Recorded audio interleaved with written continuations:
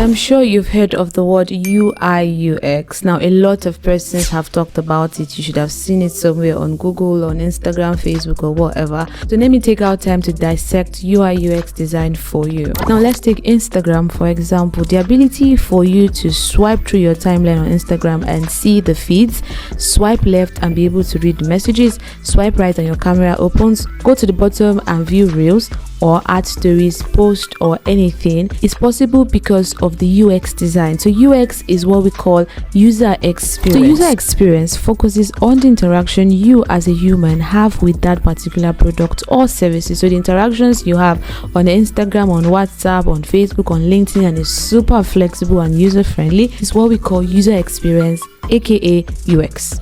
Now let's talk about UI. UI is centered on design. It's centered on the aesthetics of the particular product. So look at Instagram for example.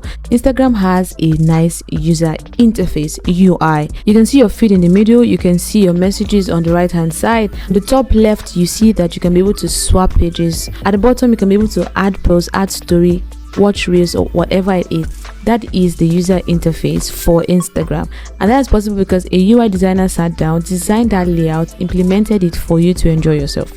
So what are the skills you need to have to get started as a UI UX designer? You need to be creative. You need to be able to come up with concepts that are super unique and beautiful and attractive. You need to be able to communicate because you're going to be working with a team of professionals, the software developers, the project manager, the technical writers. So you need to be able to communicate and work as a team with everybody that's going to work with you on that particular project.